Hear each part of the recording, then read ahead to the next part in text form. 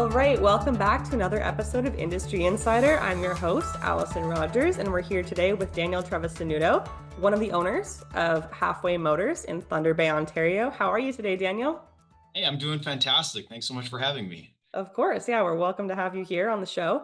We're going to be talking about KPIs today, diving into all the nitty-gritty to do with all the KPIs that Daniel and his facility works with and what's important to the industry in his opinion. So before we get started, Daniel, let me just ask you to introduce yourself to the audience, explain how long you've been in the industry, what brought you here, how long you've been with CARSTAR, and all of those fun facts. Yeah, absolutely. So Daniel Trevisanutto, CARSTAR Thunder Bay here, part of the Halfway Motors Group. I've been in the industry now for going on almost 14 years. For me, my path was a little bit different. I kind of came into this as an industry change. This was part of the family business for me and wasn't originally the route I was going to take. But I kind of found myself at a crossroads. And to keep me busy, my family says, well, why don't you grab a seat at CARSTAR and learn how to write sheets? So that's where it started for me and has kind of grown to being able to be part of the ownership group and developing a process here at the store that we were able to justify a brand new building that we just moved into in November of 23. So it's been a really exciting time to see the growth and especially to learn to understand and really love this industry and see where we can bring it and grow it. Excellent. Yeah. So you've been in the industry for 14 years, and it seems that's the way with a lot of us that we just kind of enter the industry by chance, then we all fall in love with it. Yes, exactly. So we'll start with the basics. As I said today, we'll be talking about KPIs, key performance indicators, for anyone who might not be familiar. But for those who aren't familiar, Daniel, in your words, what are KPIs in the collision world and why do they matter? Yeah, I feel like that at its simplest, the KPI is a measuring tool. It is a way for you as a business owner or manager to take a look at the business and see how you are performing in different aspects of your business's health.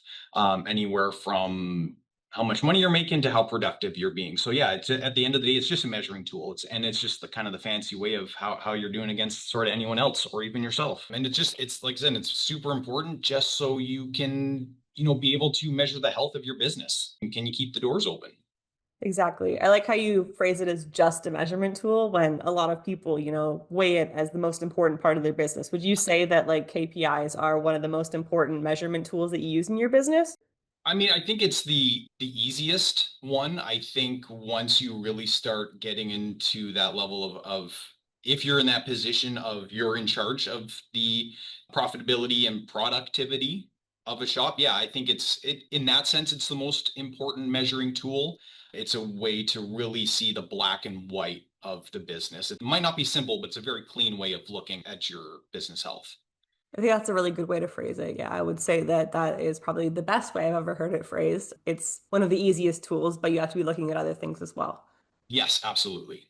So, in your 14 years in collision repair, how have KPIs evolved in the collision repair world? Have they always been a big deal, or is it more of a recent focus that you've seen? I think to a degree they've always been a big deal. But they have changed. I mean, as long as I've been in it, it was a lot more simpler. I didn't hear LOR as much. Length of rental is one we hear quite often now. But back then it was really just, how long's the customer been in the rental? So they're asking the question in that way. So it was getting measured, but at least in my experience, it was never this very clear number of, what are those average days of that LOR. So we've really seen, or at least I've seen, more focus on exactly what those numbers are and what they mean, and finding ways to quantify them so that we can work on them. And I think as well as it's grown and become more refined in our industry, I'm hearing more and more owners and managers as I talk to them. This is becoming a conversation piece with everyone, where it used to, you talk about text, you talk about your problems. Well, now it's how are you measuring up against other people? Now we've got these numbers that we can trade and compare, like they're Pokemon cards or something, right? Like who's got the best one? That is an excellent analogy. I love that analogy there. But like you said, they've become more refined. Like they've always been there, but they're just a bit more refined now. And there's different programs to track your KPIs. And I really agree that the analogy that you just gave with Pokemon cards Yeah. and figuring it out, that's an excellent analogy, and everyone should use that. So for you, and in your opinion, what KPIs matter most to a body shop owner today, and why do you think that they're the most important? Ooh, that's a tough one. I think what matters most depends on the business. For me, and the way personally my role has changed in the industry where, I used to be here day to day and now being part of the whole dealer group that we have here, I kind of get pulled left, right, and center a bit. So for me, I really like taking a look at KPI called cycle time production. So that is how quickly are the cars going sort of through the shop, making sure that our production is good, making sure for me that's a way of knowing that our techs are going to be looked after and being able to do their job properly. And as well, the other big one is your GP percentage, like how much money you're making at the end of the day. And, can you keep operating next month and next year? Excellent. Yeah. I think that's a good way to look at it.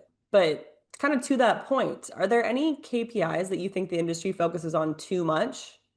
I I think it's on two different levels. I think on one, it depends on what lens you're looking through. I know I mentioned it earlier, and insurance companies are very, very big still on LOR, length of rental, and we can respect that. That is a big part of the cost that they're paying out to the client on top of the repair that we're doing. They're going to be paying the rental company this additional cost. So if they can mitigate that, that's great. As a shop, I don't know if that is should be our number one focus. It's important to look after the insurance companies and our partners and help look after them. But for us, I do think it really is at the end of the day, if you want to have one number that's really important, what is your GP and what are you making? Because if you don't have money coming into your shop, you don't have a shop. And if you've got that strong foundation, if you can make some money, well, then you can start building from there and hopefully, make some more. Because at the end of the day, we are still a business. Exactly. Yeah. So you think that maybe I'm not going to put the words in your mouth, but sometimes the industry isn't focusing on gross profit enough. Yeah, I think everyone is, and I think from a shop we should. I don't know, like I said, it's just the difference from, and that's the battle, right? Insurance companies are trying to do things as economically as they can, and while we're trying to also make some money. So it's a little bit of a crossroads, but I think it's one that creates a lot of healthy conversation and discussions as we see this industry evolve. Exactly. Yeah. I think like you said, it depends on shop to shop, what you're Yep. focusing on, your location, and everything. Yeah. And you've got some stores that have got that dialed in. So now what's most important to them are their production numbers. How quickly can they get these vehicles through the shop and getting those looked after?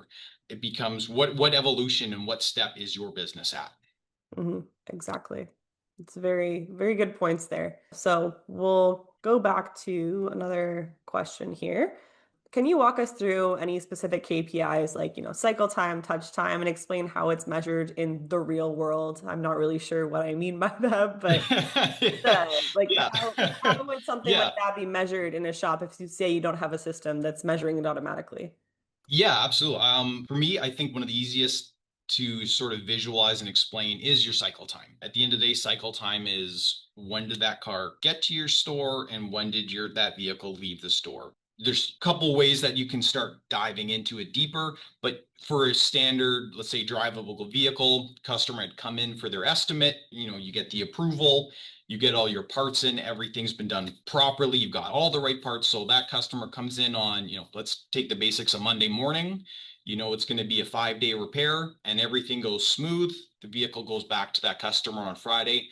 Well, you now have a 5-day cycle time on that. And it's looking at that average and being able to know, okay, what should we have been at for the average hours going through our store? What would a cycle time look like? And how are we doing that in our store? So you're able to start looking at these two numbers to see, are you performing well against what you should have as a cycle time or are you below that? But yeah, very easy cycle time. When did the car show up and when did the car leave? Day one, day two, count the number of days and you're good to go. It's very, very easy to look at. And I always found for me that was the best starting point. Yeah, I would agree with that. And kind of just throwing in a Different question here. Would you recommend people do it manually or have some sort of system to manage this? And, or, whether it's a spreadsheet or some sort of program that you use to measure these KPIs, what's your opinion on that? Oh yeah, you need a measuring tool. You need for me, I'm a big proponent of using technology integration as much as we can to do that. And if it's something as simple, if you don't have something more sophisticated or something access to that, just starting an Excel sheet and being able to do that, it's a lot of effort and work, but something as simple as just putting in the info, putting in, a vehicle, what the average day should be, what did you complete it as, and find that difference. Are you over or under? And just starting that way for this, for this specific KPI. And I think that it's very easy. If you're just trying to do it on paper or just kind of do it by gut, you're not going to get as accurate a reading. You got to be able to look at something and help hold yourself accountable. If you're writing it down, there's a level of accountability, I feel, that really makes you much more invested into what you're trying to measure at your store. Yeah, it's kind of like a challenge for yourself sometimes to look at the Ab, computer. ab, yeah, and that's sort of exactly how we look at it. Like me and my manager kind of have that mindset of sort of trying to gamify it for ourselves and treating it as a challenge or a little game of like, okay, what are we going to do to change X, Y, or Z in the store? And what does that look like? And what do we do different? And you got to try to have a little bit of fun with it to a degree, just to keep it a lot more engaging and entertaining for sure. Exactly. Yeah. So kind of leads perfectly into the next question here. What role does technology play in tracking and improving KPIs today compared to, 10 years ago, 5 years ago? How would you feel about that? Oh, I think it's only getting better. I mean, we've all heard the magic term of AI lately, which is only getting bigger, better, stronger. And I think as we see that develop in our industry, we're going to be able to start getting some, I think, stronger predictive models as stores that are a lot more involved in this. And we have things like data pumps for, different performance groups or banners that are taking our information and allowing to aggregate it for us. Running that, I feel through an AI model is going to be able to get us some good predictive models for where our store can go. Taking a look at what's the region doing? Where are we? What are the types of other shops? Shops similar to us. What are they doing? How can we grow to meet them?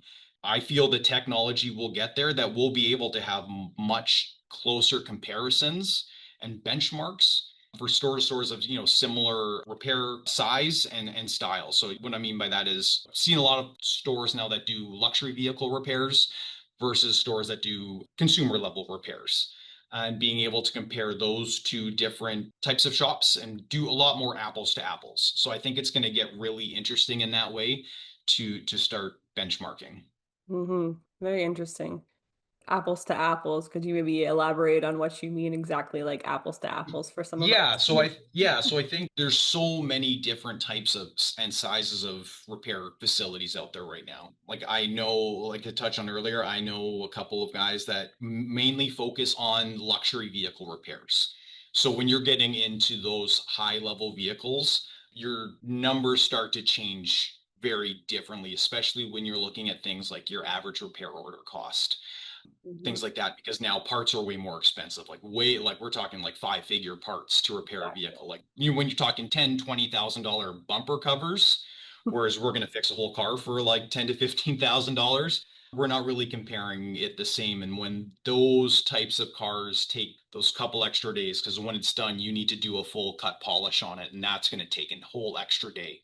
Well, now your cycle time changes a little bit as well. So taking that and taking a store where you do a similar dollar value in sales, you do a similar number of vehicles processed in a month, and being able to look at those and take that through a broader scope and compare that, province to province, country to country, and see what it looks that way. So that's sort of what I mean by that is similar vehicle styles that you're doing, and something as simple. Are you a store that does more import vehicle repairs, or you a store that does more domestic Hmm. repairs? I feel we'll be able to get to that level of granularity going down the road as more information is being pulled together and run through different AI models that if they're not there already, I won't be surprised if they come and really be able to compare us and see who's coming out on top. Yeah. So just look at your repair mix, look at the vehicles that you're attending to, Yeah. make sure that you're on par with that. Yes. Yeah, exactly. Because it's, yeah, like you said, to that, it's to drive it home, right? It's really easy to go, well, man, I'm not doing so great. This guy's doing, five times the sales I am. Well, then you sit back and look, well, no, it's a totally different, and yeah, work mix in that store. Yeah, that's when you take a step back and look at your GP, like you said before. Yeah, absolutely. Yeah, exactly. Yes. Cool. All right. So, in your facilities, how do you balance hitting KPIs with making sure repairs are done to the highest quality and OEM standards? That's a good one. I mean, you said it at the end there. It's the high quality and safe repair. More than anything is that safety. You got to start. We start there as a baseline.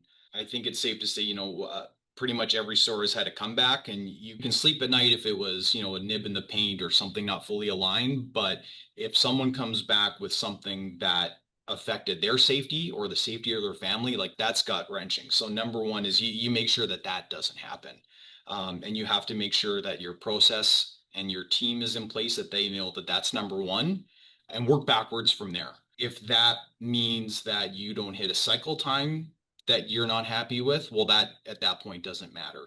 The best way I've heard it phrased is it's something I learned early on in the industry is the phrase slow is smooth and smooth is fast. Start slow, that repair is going to go smoothly through the shop and then it'll be fast. But make sure that you do everything properly and do it repeatedly till that's a proper system. And then you can start going up from there. Because I think, the biggest pressure in the industry now is, not the insurance companies, not the clients, but it's always liability. And we're looking after that. And that's the sort of the guiding light, right? Like making sure everyone is safe on the road and that we're doing our job properly. Yeah, it's quality over KPIs. Like I know we're here in Yeah. the podcast today to talk about KPIs, but quality and like you said, Daniel, making sure everyone's safe and all of the repairs are done to the par that they're supposed to be done at, even above sometimes. Yeah. Make sure that's not you're not working for KPIs, you're working for quality and making sure your customers are safe. Yeah, you got to, yeah, exactly. You got to stand behind what you're doing. And then from there, you can start dialing it in and building on it. So, yeah, I think, yeah, from there, like I said, then you can kind of go to any KPI. But I think that, to your point, that's where it's got to start. Exactly. Yeah. Which leads us again into our next question. We just have such a great roll on here. Yeah, this is great. Have you ever seen KPI pressure lead to shortcuts or some unintended consequences in your facilities or any stories that you've heard of? You don't have to tell the stories, but have you ever seen it happen? Yeah, absolutely. I mean, I think we've been guilty of it. I'm sure other people would admit to it, but our store, we run on a flat rate system for our technicians, which really means productivity is key. So the more productive we can make them, the more productive they can be, the more money they're going to make. And that's what we're all here for at the end of the day. And sometimes what that does mean is you got to be careful, both from the technician end and up to the front office end when you do quality control and you've got a customer calling that they want their vehicle now and an insurance company telling that this rental's got to get returned. It is easy to slip into the, you know what, I'll make this fit. Or we will just, we'll see if we can get away with this one. And sometimes you get guilty of that in it and you don't make that the norm. But when you start trying to hit these numbers, and sometimes you get lost in them because you want to see that growth and you want to see that improvement.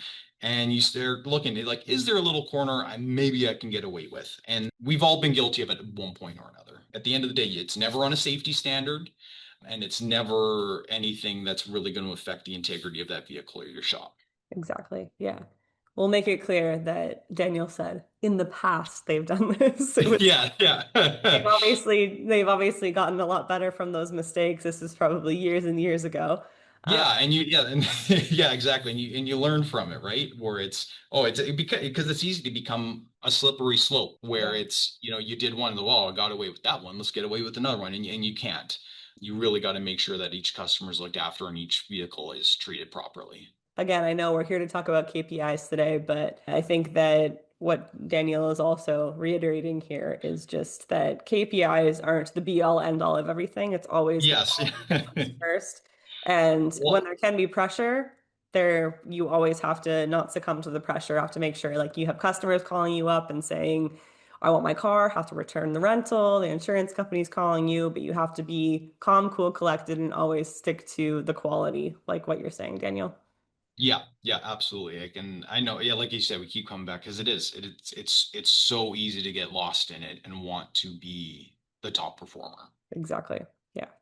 So switching gears a bit, well, we're still on KPIs, obviously, that's the theme of the podcast. But in your experience with your facility and anyone you've ever heard of, if a shop Mhm. identifies a weak KPI, what's the first thing that you recommend they do? First one is take a look at that KPI and see what factors in your shop are affecting that. So, something that we focused on at our store as we tried to grow and progress things is something like a booth cycle time. How many cycles are you getting through your booth in a day? My nice analogy for that one I heard is like your booth is the heartbeat of your shop. It pulls cars in, it pumps cars out. So you got to be able to feed that. So you take a look at that and okay, now you can work backwards. I have my booth cycle time and I want to improve that. So now let's take a look at the painters. How are they performing? Do they have the tools that they need and do they have the training that they need? And then you look backwards also, take a look at the techs. Are they providing the painters with the job that they need? Do the technicians have everything they need to do that properly? And I don't mean in terms of tools, but also the support and also the guidance that they need that we're doing everything to everyone else's standards because it's a teamwork at the end of the day. So it's taking a look at that and working it backwards and starting with what are all of the factors in my shop that are going to affect this KPI and look at each one of those. So take the time and go through, okay, how is factor A affecting this KPI? How does factor B affect this KPI? Go through each one of those and you can go as far as, rating the problem 1 to 10 and go from there. So find all those little factors for it and start correcting those one at a time. And I think that's going to be your most successful way to going about trying to correct it. Yeah, talk to your Yeah. team, like you said, and Yeah. just figure out what the core root is. I mean, don't focus on multiple KPIs at the same time. I think just one at a time would probably be best, but correct me if I'm wrong there, Daniel. But just try to figure out the root issue, work back, Yep. like you said, the booth is the Yeah. heartbeat of the shop. Yeah, like you said, like if we're like to stick on that one of just boot cycle time is it's not going to your team and say, hey, work faster. No, you have to go where's the hiccup? And there could be a lot of little ones, or there could be one, but it allows you to look at each department in a different lens and make sure that everything is done the way it needs to be. Hmm. Perfect. So, do you think, I mean, we talked about the past of KPIs, what the present is like, but do you think KPIs will look different in about 5 years, especially with, the rise of EVs, ADAS calibrations, and the different OEM procedures, which, as we all know, change every single day? Yeah, I do. I don't know if I don't think the KPIs themselves will change, but I do think, and we're already seeing conversations around it, things like, your average repair order cost, like that's keeps going up year over year. And there's so many factors included in that especially when you bring up things like EV and ADAS, parts are becoming way more expensive. Cars are becoming way more computerized. And when you're seeing sensors and radars that are anywhere from $1,000 to $2,000 and you need to change these regularly, well, now these repair costs go up on that end. And now we talked earlier about cycle time, and now we've got these computers that we need to recalibrate and reprogram. Well, that's adding time to that as well, which means your cycle time is going to go up with that as well because you need to make sure you have the time to make sure that everything works correctly. So I think we're going to see, I feel, an evolution, especially in those. So I think the numbers are going to change and the way that they're weighted is going to change because of these costs really being out of the shop's control. So knowing that a repair will likely get much more expensive the more complicated cars become. And when that's out of our control, I feel and I hope that that becomes less of a weighted KPI against the store because from there it's really can we still do it in a productive manner and in a safe manner and putting more weight into that versus what's the cost of this repair and understanding also that that cycle time is going to go up but can you justify it properly and did you do all your process properly and being able to sort of defend yourself properly on that and stand behind your process.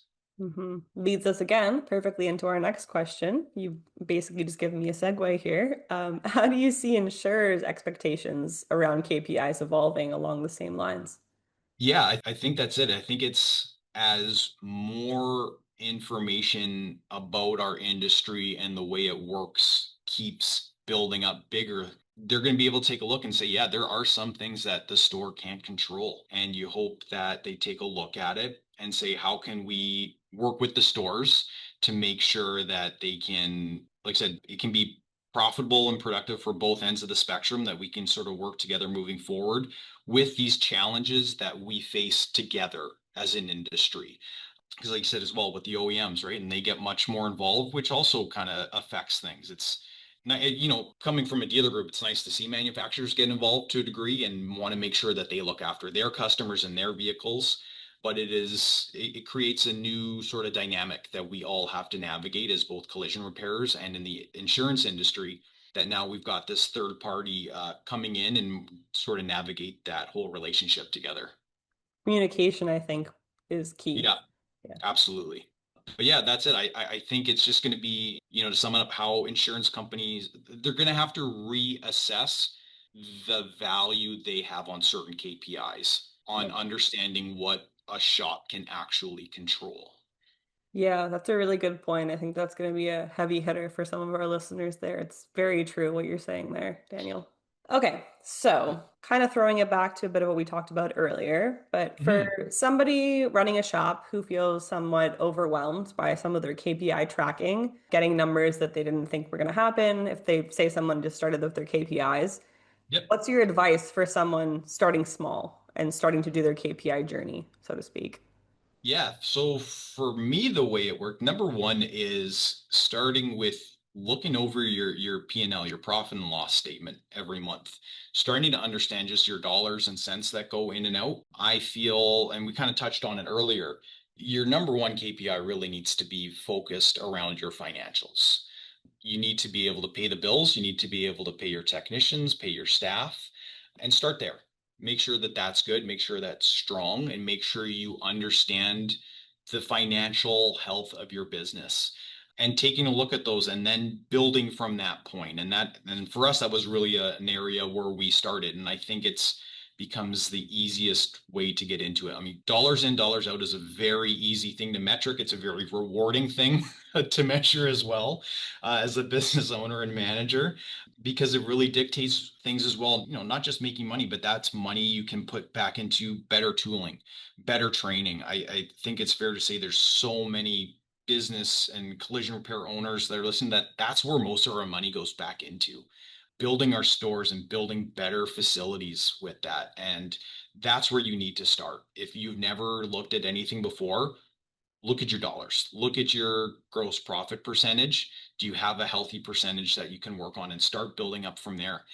Dial into that. What does your labor percentage look like? What are your parts percentage? What are your paint and materials look like? So you can all of a sudden start breaking this out and you do one chunk at a time. It's that idea, how do you eat an elephant? One bite at a time. You're doing the same thing with your KPI. One small section is at a time, and learning to understand that and what affects that number is going to help you in the long run. You can't take it all on at once. I mean, we can easily, like a store, I think shops now have got 30 to 40 different metrics you can go on. You got to start one at a time. And I feel it's starting on what's going to keep your business open. Hmm. Yeah, 30 to 40 metrics can feel quite overwhelming. It's it's really over. Yes, yeah. But I think that the advice that you just gave there, start one at a time, kind of work your way through it. You don't eat an elephant one bite, you eat it in Yeah. several different And parts. Not that we're eating like, elephants here, but yeah, and it was fair. And it's for me, like I said, I don't have a, business school background. So it was a whole new thing for me. So being able to look at and understand the dollar factor as the first level of education, that has been key in the foundation for being able to move everything forward. hmm. So I know you have quite a few partnerships in the industry. We spoke about Yeah. your paint company's background and how they sort of taught you about cycle time, but you're currently with CARSTAR. So Yep. tell me about how CARSTAR has helped you with your KPIs and organizing things. Yeah, it's been great, especially since we've been with Car. I mean, our store has been a CarStar location for well over 25 years now, and especially over the last few years, seeing CarStar corporate sort of evolve and how they're working to help the stores evolve has been great. And doing things like, we have our regional meetings that we'll go to, and that's an area where all of the stores from a region can come together, and we're starting to talk as a group and as a banner about our shared numbers. How are our KPIs as a group comparing to the industry? How can we, as a banner and a group of collision repair facilities, be the best that we can? And when you have these numbers that are aggregated properly, that are clean and good, you can start having some really constructive conversations around the repair process. You can start sharing some really strong ideas of how we can improve ourselves, our businesses, and the industry as a whole. And it's been really exciting to be a part of and see that evolution happening, especially in our banner, that more and more business owners, especially, you have smaller operators that might not have access to things like a performance group through their paint company, or, being able to have a consultant come in, or any type of thing like that. Now these owners have an opportunity to be a part of this bigger picture, to have someone help them pull this information together and be the best that they can be, and bring us all up as a whole. And it's been exciting. It keeps getting better year after year as more people get on board, as more people start to understand it, as it becomes a lot more prevalent in the industry. Excellent, excellent. I know I've seen all the, well, I've covered my own regional meetings here and there. I know the national meeting is happening next week, so there's only going to be Yes. more exciting endeavors there. So shout out to CARSTAR there. And my last question for you here, Daniel, it's kind of a hard one. If you Yeah. could add one new KPI to the industry standard list, what would it be and why? Oh, that's tough. Like I said, when you got 30 to 40 going already, we're already drowning in it. Um, if you wanted one that's, something completely non-tangible and sort of outside of, and not dollars or performance based, but something like you can measure community involvement, up where we are and with our dealer group, like that is a big part of what we like to represent ourselves as a business, is being involved in our community. And talking to so many other people, I understand how important that is. So, if there's a way you could start comparing your community involvement and using that as bragging rights on some level of another, I think would be a really cool way to have people start sort of measuring each other, is, how much are you giving back? How much are you improving your city, your town, your neighborhood, what it might be, and your staff, and kind of go from there. So, not anything productive, because I think we've got all of those nailed down as an industry. So yeah, something on the outside. How do you give back, and how do you make the world a better place? I like that. I really like that. I know that you guys are super involved in the community. You host events and contribute to everything local. So that's a really good idea. I think some more people should, follow that. And I'm sure some people do, just not through spreadsheets and everything, but Yeah, that becomes one of those gut feelings, right? Yeah, I know I did this really well. I know I did that, but like I said, if you can't measure it, you can't improve it. So, how do you do more community involvement? Well, you start measuring it somehow. exactly. Exactly. Yeah. Somehow, I don't know. We're not the experts Yeah, here. Somebody else can yeah, figure that out, but yeah, that's just exactly. Start measuring kindness. a tip. Okay, well, thank you so much, Daniel. Any last words to the industry? We're so thankful to have you on our podcast. I think it's been a really rewarding session for everyone listening and for myself as well. Yeah, no, I really appreciate it. I love having the opportunity to come on here and talk with you and talk about this. Like I said, it's been an important journey for me in understanding my business, and helping us grow to where we are today. So this has been fantastic. Absolutely. Well, thank you everyone for listening and tuning in to Industry Insider. Make sure you subscribe everywhere podcasts are available. We're on Spotify, Apple Music, Amazon Podcasts, SoundCloud, everywhere podcasts are available. We are there. So thank you so much, and we'll see you next time.